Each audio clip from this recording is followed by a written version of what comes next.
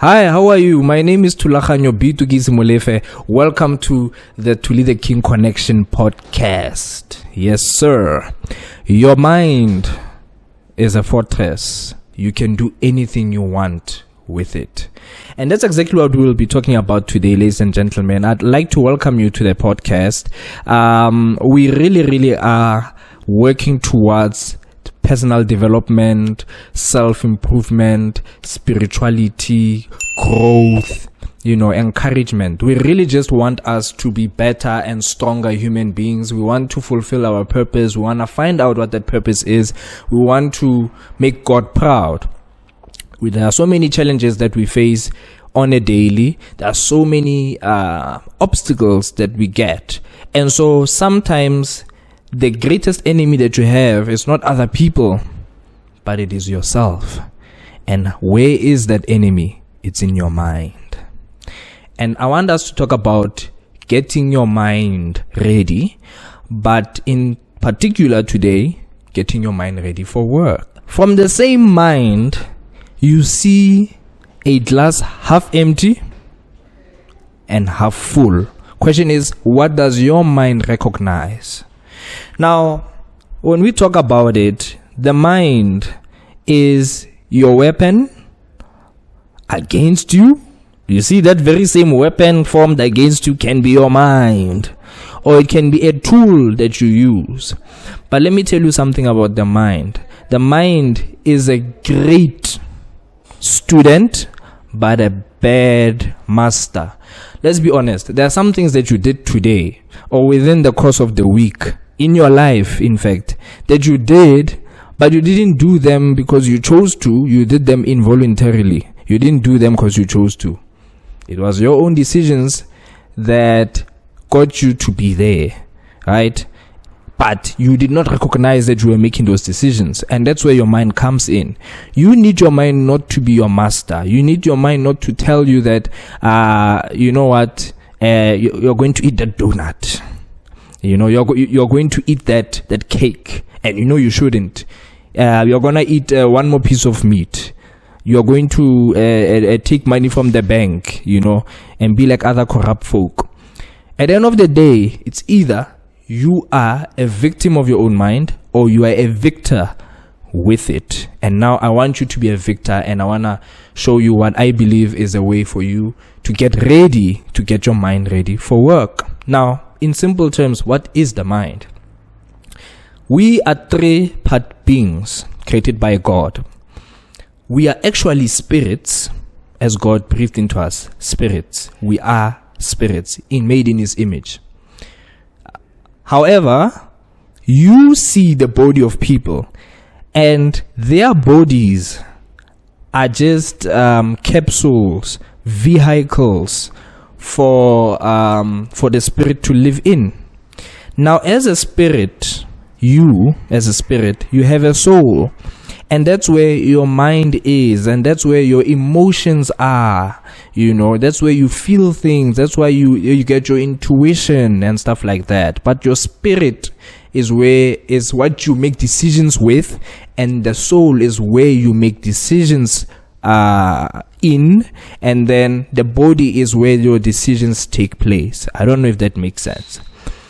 You as a spirit are the one who takes decisions based on what your soul has influenced, and when those decisions have been made, they take place in your body, which is in reality. So that's the mind. Now we're going to focus on the mind. Let's not get too deep into it. We'll talk about these things in other episodes. Now, when you get your mind ready, that place where you make decisions, we need to understand something, Hore. That's actually where you start making decisions, and that's where thoughts come to play. You see, a bird can fly over your head, but it is you who decides for it to make a nest in your hair. So, what does that mean in simple terms? Thoughts are like that. They are like birds. You have to choose which bird makes a nest on your head. Because the more you entertain a thought and you do not get rid of it, the more it stays on. So you have to somehow decide from all these thoughts that you have, which ones are going to make a nest on your head. So I'm just being metaphoric, but in a serious sense, we all have so many thoughts that are in our brains that are circulating, and it even goes to be in your soul, where emotions, you can smell something, it reminds you something, you smell those hot wings as you are passing by, they are throwing over at Tlank, these guys from KFC and these stores, they do it deliberately. When you pass by a franchise of theirs and you smell that chicken and you want it so badly and you're craving it, because it incites those emotions that you felt, those feel-good emotions that you felt when you ate it the last time. It gives you that impression.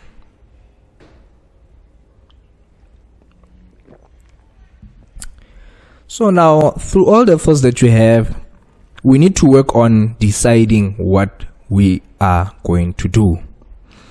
If your thoughts are not in alignment with where you want to be, you need to change your thoughts. You need to deliberately think on things that are progressive and productive, things that help you, things that help you to grow, that help enrich you, or that are focused to what you have decided. It has to be like that. And this talks about channeling your thoughts.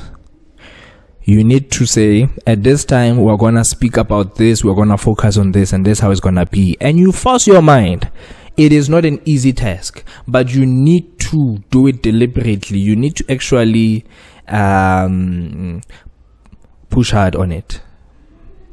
When you are channeling your thoughts, you are going through a journey. You're going through an experience. Because you are so overloaded by so many distractions that sometimes you even feel like it's hopeless to do it. But with practice, you'll get it done.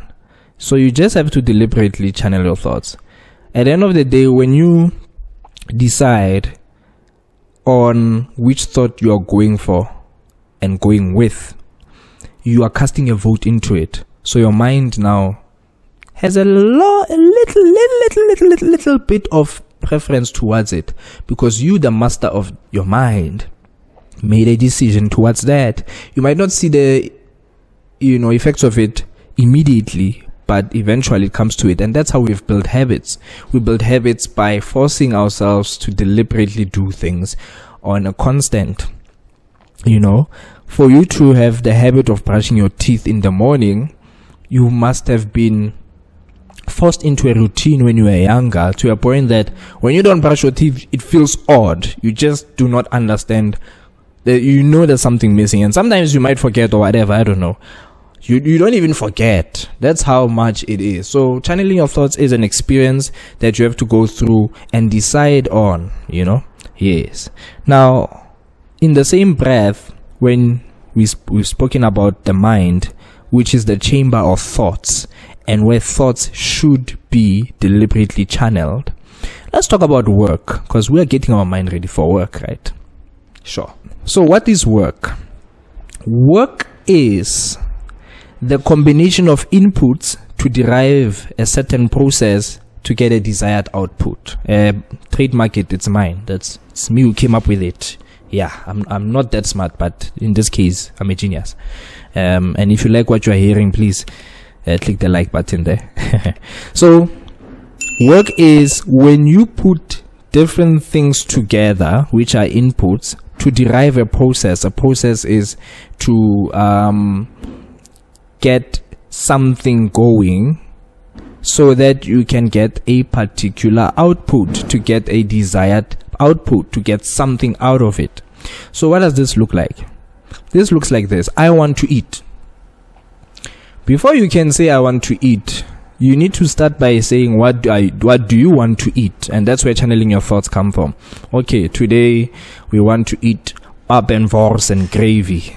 Pap, wors and gravy, the classical meal of ours. And you then have to go and buy a maize meal. You have to go and get your wors ready. You have to go and get, if you're gonna do a gravy, your onions and your tomatoes ready, right? And your oil and whatever other ingredients you might need. Cool. So Those are your inputs. Your process is when you have to chop the onions and fry them, and then after that you chop or cut, however you do it, your tomatoes, and then you make gravy. Then you fry the wors, or you grill it, I don't know, your choice. And then you cook the pap, you boil the water first, and then you add a bit of salt. I hope you guys you're one of the ones who add salt. And then you throw in the maize meal, and then you make pap. And then the desired output is to eat, or rather is the food which you're going to eat. And that's the point. So what I'm trying to say is that when you want to get a specific action, you need to work on the input and the process. My guy, you want to get 80% for your maths exam. Okay, cool, I hear you. But you're not just going to get it by wishful thinking, by aligning your chakras and all of these things. No. You actually have to be deliberate in it. You need to firstly get your textbook ready. Get your books ready and put in the work and listen in class and do whatever you have to do and get the YouTube and stuff like that. While you are getting those elements ready, you need to then derive a process. That process then, what does it look like? It looks like you studying, actually consuming the material, actually practicing your math, actually challenging yourself, and then you're going to actually write the test, then the exam, and then you'll get your result, your desired output. Simply put, if you want to get certain actions at work, whatever your work is, whether you are a creative artist, whether you are a business folk, whether you are a student, whether you are in corporate, whether you are in construction, whatever it may be, and you want to get your mind ready for work, you need to start with the input or thinking on what do you need to get your desired output at work. Then, when you get those factors ready, you use them so that you may reach a particular point. Look, you might not get that 80% you wanted for that math test in the beginning, but because you are still working on it after let's say you are an average 30% student at math, and you want to aim for 80, the possibilities of you getting 80 in the next exam or test, which will be in 2 weeks or something, is you probably have a higher chance of winning the lottery. But you know what? Whatever it is. However, you can get 55% maybe. It's a radical growth. That's more than double growth because you're used to 30s. And the point really I'm trying to make is that you have to go through a steady process to get to a desired outcome. And what can help is by you having smaller desired outcomes to reach a bigger goal. So what we can say is you have small objectives that lead to the big goal. You know what I mean? Sure. Now, as I have just said, thoughts, your mind is the chamber of thoughts. For you to get desired actions out of you, actions come from thoughts. Or let me say it this way, you decide on which thoughts you are going for to get certain actions from yourself, right? So if I want to do a push-up, I have to deliberately think about it, number one. Then I have to decide whether if I'm doing a push-up or I'm going to take some snacks from the cupboard there. I'm going to take mazimba there and chow, or I'm going to take a push-up. And what I want is in between decision making and that process. Okay, what I want is standing only between myself and a decision, and that's how it should be. That's how it should be. Now, I want you to understand something.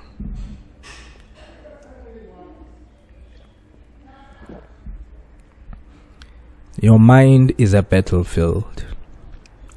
You are constantly fighting in your mind for certain things to win. Your mind is where all of these thoughts, all of the things you heard, your history, your anxieties about the future, that whole experience that you're going through is where all of these things come to play. Now, it's good versus bad, and it's player versus player, but in the mind. And it's those forces that feel like they are saving you by trying to keep you comfortable, and those forces that are trying to grow you by getting you uncomfortable. It's a battlefield. And so you need to intentionally be fighting for what you want. If you want to be comfortable, if you want to grow fat, and you want to grow obese, if you want to not be healthy, if you don't want to be at your best self, if you do not want to contribute to society in a positive way, if you just want to be laid back and chilled, and yes, there's a space for you in your mind, but that means you're allowing that side to win, which is the way of least resistance. Or you're going to choose in your mind to be with the side that wants you to go through hardship. And sometimes hardship is not what it seems. It's usually hardship is actually two-faced. It can be a great teacher or a great violator. You need to now decide which hardship is best. As a great saying says, it's better to be a gardener. It's better to be a warrior in a garden than a gardener in a war. When you are fully comfortable all the time and you are not working it out and you are not pushing yourself, the day when it comes where you have to have that prowess ready, it's over for you. But it's better to just be paranoid and just be preparing for war as if there's a war coming, so that when it does come, you actually are ready. And that's why what I'm saying about the battlefield of the mind, where the devil is instigating things on you. The devil is trying to tell you that, bro, you are sick, and you can feel it, and he wants you to believe it. But God is saying, bro, you are healed. I know you don't see it, but it's real in the spiritual realm. You just have to believe it. At the end of the day, it's your choice. And that's the battle that we are fighting. We have to fight deliberately, consistently. And sometimes take a break, because sometimes it's really tiring, honestly, to fight. Fighting is tiring. Take that break, but do not quit. Do not give in to the side that's trying to crush you, that's trying to get you not to grow. No. Now, one way for you to fight is by prayer and meditation. Prayer, in honestly a simple term, is communication with God. Meditation is creating space to hear from God. Now, when you couple these two things together, it becomes a powerful tool for you to grow. When you engage in prayer, you start to unleash a superpower where your mind or your brain, which will transfer to your mind, hears what you say, which is a planting of seeds, which is a casting into a ballot paper, casting votes into a ballot paper. So you need to be intentional about what you say to God, and you ask Him to help you with the fights that you're having in your mind. And the extension I wanted to talk about hardships with your mind is that sometimes the hardship is literal hardship. So for example, you are literally going through a death in your family and someone has died, and now you have to fight your mind from caving in, and now you need to now come in with positivity and be like, you know what, we can get through this. And so through any circumstance and anything you're going through, using prayer as a tool, as accessing God and speaking to Him is very powerful, because what you speak, you hear it and your mind believes it. So you also need to manage what you are hearing. Now you are getting your mind ready for work, right? You are getting yourself ready for work. You are getting yourself ready for productivity. That's what work is. You need to get your mind ready by prayer. Secondly, meditation. God wants to tell you some of the secrets, because some of the secrets are unknown. God wants to give you direction. God wants to unleash favor. And through that, he needs you to be humble enough to take time away and meditate. Now, to meditate, as I'm saying, is to create a space to allow God to listen. So this is quiet times. You need a quiet time, a space alone where you just are quiet, and either you meditate upon a scripture, or you meditate upon the promises of God, or you meditate upon prayer, which is you actually having a communication with God, but in silence and, in the deep sides of your mind, in the deep parts of your mind. And that's how you engage warfare in that battlefield of the mind when you are getting yourself ready for work. Couple those two together, you'll see amazing results, I'm telling you.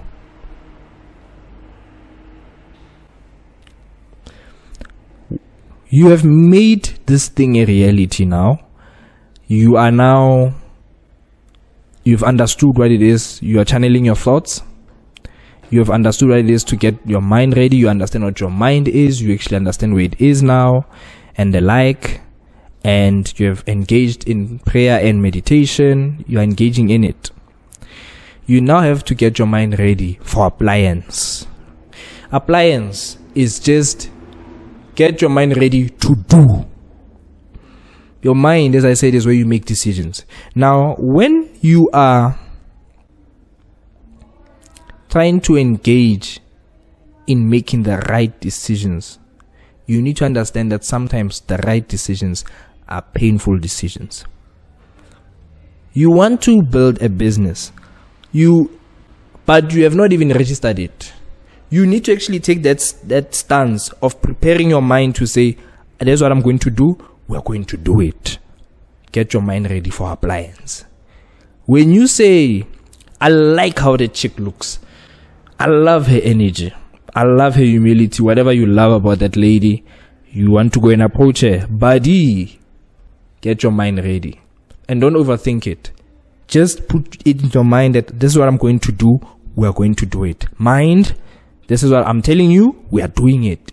Do not allow your mind to be something that's far and you don't know where it is. It's something in you. It is of you and you own it. Don't allow it to own you. Don't allow your mind to tell you lies and say, what if your business fails? Don't allow your mind to say, what if that girl rejects you? I know. Sometimes Igwababa might be the best. But for now, in this instance, it's best to apply and do what you said you're gonna do in your mind. If you are saying that I am going to study, my G, do it. Go and get your mind ready to decide. And how do you do it? By literally just doing that, by telling your mind that, bro, that's what we're gonna do and we're gonna get it done. And it's just as simple as that. Now, something that I've noticed, a lot of people put, and including myself sometimes, limitations on themselves. When you believe in certain limitations, your mind stops there. You need to understand that the mind is boundless. It's not your brain. In fact, even your brain, your brain is a super mega computer. You cannot even define it. Oh, thank God for creating such a great machine. But your mind is boundless. It's where your imagination comes in, the dreams that you have. Like, imagine that space that we are talking about and you have access to all of that and you can actually bring those things into reality, and they can. But you are the one who's stopping yourself. Yes, you are limited by physical body. I get it. You are limited by certain stuff. I do get it. You are limited to, your bank account and stuff like that. However, with your mind and with decisions made from that, you can overcome the limitations that have been put for you. Impossible is impossible until somebody does it. As Nelson Mandela says it, even though I said it in a weird way. As you can see the quote here. Anyway, you have to use your mind for strenuous work. Strenuous work. Strain. You need to push hard. When you are there doing pull-ups and you are at pull-up number 9 and you feel like you can't go back up, that is when you have to push and force your mind, because your mind is the one that believes in the limitation. It's the one that sent out to the brain that, hey, there's pain here. There's pain here. Or rather, your brain told the mind, and then the mind is believing it and is telling you, bro, we're stopping now. At the end of the day, it's your choice to actually go up and make your 10th pull up. You might be going through something. You might have lost your girlfriend and somebody has died. Now your business is not making money. People don't understand you. People hate you now. And you're going through all of these things, and now you want to quit to a point where you want to commit suicide. You need to get out of that limitation that you've been boxed in and push and stretch beyond it. Because that is the only way there's the only thing standing between you and an extra day in this life. When you are in that circumstance, you need to stretch and understand that your mind has no limitation. You need to force and push yourself to get to that point where you use your mind for strenuous use. You're going to stretch your brain, your mind. You're going to work hard. You're going to say, you know what, we're going to do it. We're going to be indefatigable. We're going to be uncrushable. We're going to be, you will not be able to bring us down. And you talk to your enemies, whether they're physical or not. And you say, we're going to go beyond the limitations. You use your mind for strenuous use. I need you to challenge yourself next time and do one more. When you are trying to go into that cold bath and it's cold, and I challenge you to try cold baths. I'm not a medical professional, but I recommend that you do it just for your brain, and it's also good. Make some research, do your research. But let's say you are going to do a cold bath. When you put the foot in there, or it's maybe you're taking a shower, but let's talk about the bathtub. You feel like you can't do it. You need to get out of that limitation that your mind has created and say, we're going to push and stretch. We're going to go into this. As I said, you need to get your mind ready for appliance. You start by saying, we're going to do it. And when you start doing it and you see it's hard, you're going to stretch and say, we're going to do it for strenuous use. And that's how it should be. The mind should be a great tool, not a weapon formed against you. Use your mind in conjunction to spirituality. God wants us to make decisions that are good for us. He has given us free will. And at the end of the day, it's actually it's the first superpower He's given to you, which is the ability of choice. Or the ability of choice, the ability of decision making. And now, when you are in that space where you are where you think you have reached the height of your mind and you can do anything, you can think anything, that's where the devil wants you, because now he'll humble you. We should not even reach such a point. We should put in conjunction spirituality and the mind, because they have to go together. They are literally a union. Now you are divorcing things that are meant to be together. You need to get your spiritual life and that side of your mind together. They are not supposed to be disengaged. That spirituality factor is, as I spoke about earlier, prayer and meditation. But it's also awareness that God is the one who fuels you to have such a functional mind.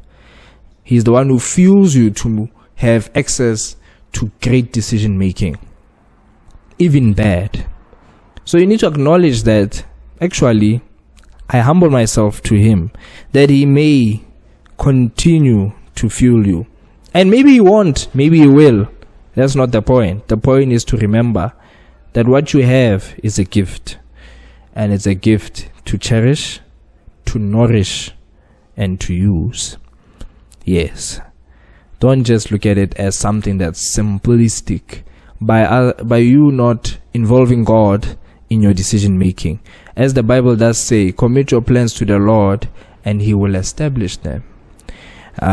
He even says, trust in me with all your heart and don't lean on your own understanding. In all your ways acknowledge me and I will direct your path. Yes.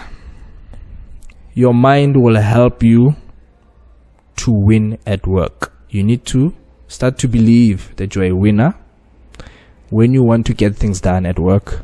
Whatever work it is, you need to start to believe that you're a winner. And I think I'll expand more on that on another episode on how to have a winning mentality, how to make sure that you win. But I think this will help you. Tell me what you think in the comments. It would be wonderful to hear from you. Please share the video if you really liked it and you feel like somebody might like it. It would be cool. Of course, subscribe so that, it doesn't cost you anything to subscribe. Click the notification bell so that this type of content can be filtered through so that you can get the best content and you can see that notification that I have just launched a new episode and you know that you're gonna get valuable content out of it. This is Thuli the King the Thuli the King Connection podcast. I am Thuli the King. I'd also one more time to like the sponsor of this establishment. This is at Tlankis Lounge in Kagiso, West Rand. Ladies and gentlemen, come and have some of the best the best intimate events that you want to have at this place. You can see, it's just amazing. That's all from me for today. Stay tuned for more. I am Thuli the King. Stay blessed. Love you guys. Mwah. Hi. I am Thuli the King, and you guys know that I usually shoot at Tlankis Lounge. Let me take you guys on a young tour. Come and see what's happening. Look at the scene, look at the scene, look at the scene, look at the scene, look at the scene. You guys are having a ball here. You guys are just gonna have fun. Imagine bringing through your people and you guys are just having fun. It's just a cool space, man. This is what we're talking about. Kagiso's finest, Kagiso's finest, Kagiso's finest. They have a bar here,